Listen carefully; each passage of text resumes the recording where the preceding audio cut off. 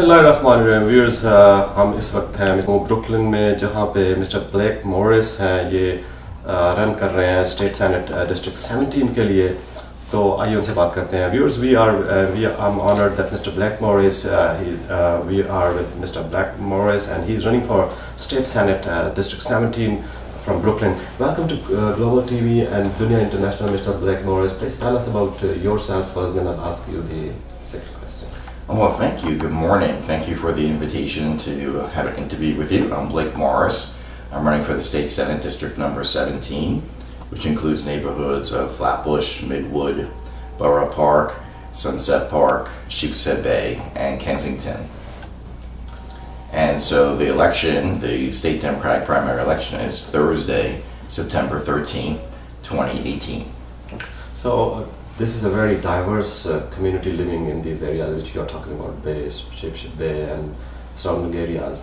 What are your plans if how you will fight the present incumbent during your election days? What is your preparation? So my preparation is we have a very robust campaign. We have a Facebook page, Blake Morris for State Senate. We have a website, BlakeMorrisForStateSenate.com. We have an active campaign staff. We ask people to contribute and volunteer and join us in our campaign. So it's going to take a team where we want to, there are 63 senators in the state Senate. 32 are Democrats, 31 are Republicans. Our state senator, Senator Felder, is called the 32nd Democrat because he actually votes for the Republicans to be in control. So even though there are more Democrats than Republicans, the Republicans actually control the state Senate. And so the swing vote, the most important vote in the entire state Senate, is our district number 17. So if you're being elected in the incoming election, what are the issues are you going to address in the Senate? We have a lot of critical issues for the state of New York and for this district, including many of the diverse and multicultural communities within the district. One of the most important things is we want to pass single-payer health care, which is universal health care for everyone. We want to restore our speed safety cameras to protect school children because of our state senator. He is directly responsible for having our cameras go dark today, which is the last day of having safety for school children in this state. We also want to make sure that we can raise the minimum wage to $15 an hour for all workers. A couple of years ago, we passed legislation that allowed for incremental increases for some people in some areas of the state. But I think that more people need more money now, and all workers should make a minimum of $15 per hour.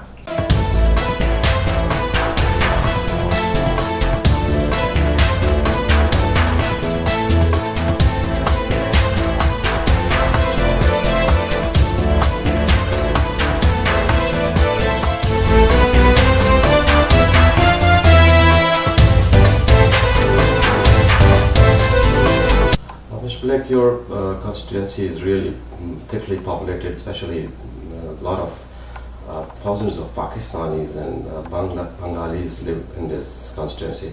How you will address their issues if you will be elected as a senator, like their issues like immigration and other issues? We're going to be very supportive of the Bengali and the Pakistanis communities. We want to make New York State a sanctuary state, which means that we protect our immigrants. We want to make sure that we can have quality education that our children can learn.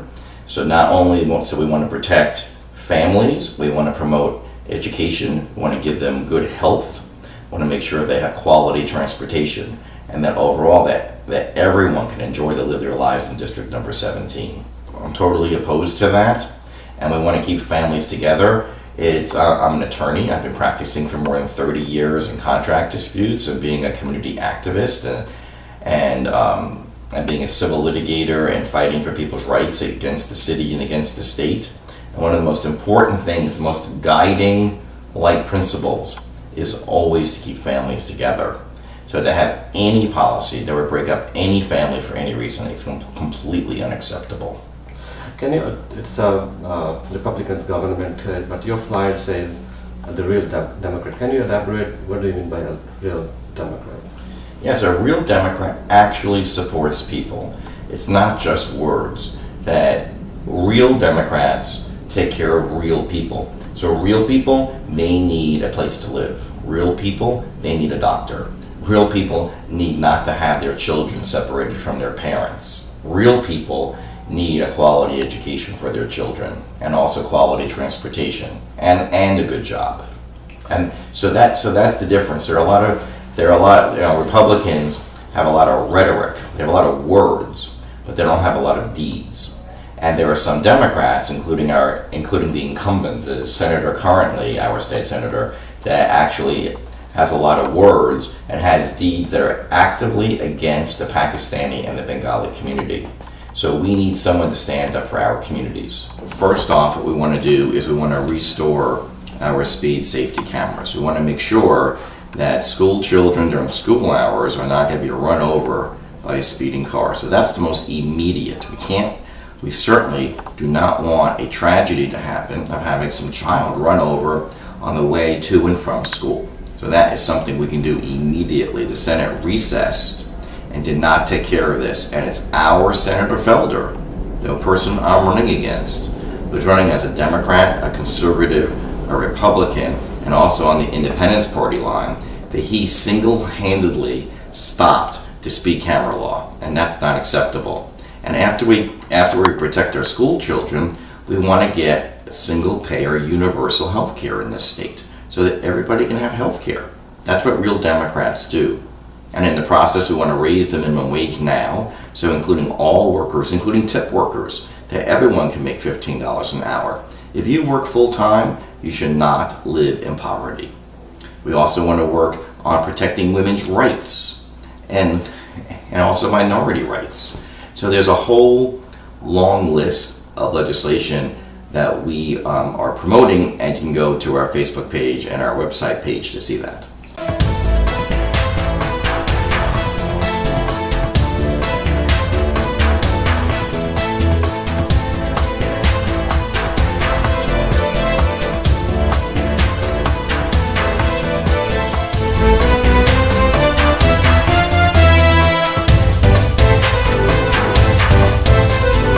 So for real campaign finance reform, what happens now is that in New York State, individuals can give up to $11,000 and even more, and there's a loophole that's called the LLC loophole, limited liability company, and they can give unlimited amount of money. So when there are candidates for office, either at the challenger like myself or an incumbent, they are really dependent upon large money special interests to actually donate to their campaign. And even though ordinary people on the street, and we've gotten many of those people to contribute to the campaign, and they contribute as well, their contributions are no match to special interest campaigns compared to big corporations and the real estate lobby that my opponent, Senator Felder, has received, where he only had one person give him $100. He raised hundreds of thousands of dollars in the last 90 days, and almost all of it was in the $5,000 to $10,000 range per person or per corporation. So what we'd want for campaign finance reform is a public financing of campaigns, so that when people run for public office, they're not beholden to all these special interests. So if you're talking about the small businesses, there are a lot of small businesses, even in the Coney, we call it Little Pakistan, yes. Coney Island Avenue. So do you have any idea how you will take care of the small businesses of your local community? Yes, well, one of the things I want to do is small businesses need help in marketing, because they have their customers on their block or in a range of or a 2 or 3 block radius, but they don't have an ability that would meet any business model, will meet the requirements of a business model to promote their stores and their merchandise. So what I would like to do is to have some type of system, either run through SUNY, which is the state university system, or CUNY, the city university system, of a robust digital presence, so either on social media or a website, where merchants could list their services on a bulletin board, where that would be searchable by zip code, street address, type of merchandise. They can have ratings. So basically something like a Yelp, but where everyone can be involved, and also at the same time the community could actually have information and news pages and news. So basically we need a digital town square, and that would be a direct boost to our small and local merchants, because they'd be able to get their message out and they can get more customers. Not only, so we start with that we respect all people. I mean, that's a start. And respect means that we treat people equally, and we also, when discussing different populations and addressing them, that we treat them the same and with the same level of respect. So the first concept is to be psychologically or verbally promoting all people all the time. And now when it comes to legislation and the law, we want to treat people the same, and the law should be blind. There's a reason that the woman holding the scales of justice has a blind over her eyes, looking at the skin color of people, the type of hair that they have, or the way that they dress. And that the government needs to really be responsible and make sure that people are looked at their actions and not at their ethnic identity. Do you have any message for specifically the Pakistani American community for your election day or before the election? Yes, they're a vibrant and robust community. They make Flatbush and Kensington. They improve the quality of life here. We have many people on the campaign from that community. We are campaigning in their community. We invite them to come join the campaign. I would like to think, between myself and my opponent, who never even addresses their needs or comes to their community, that we are their best friend here in the district and also up in Albany in the state Senate. Thank you very much. Thank you very much for having me.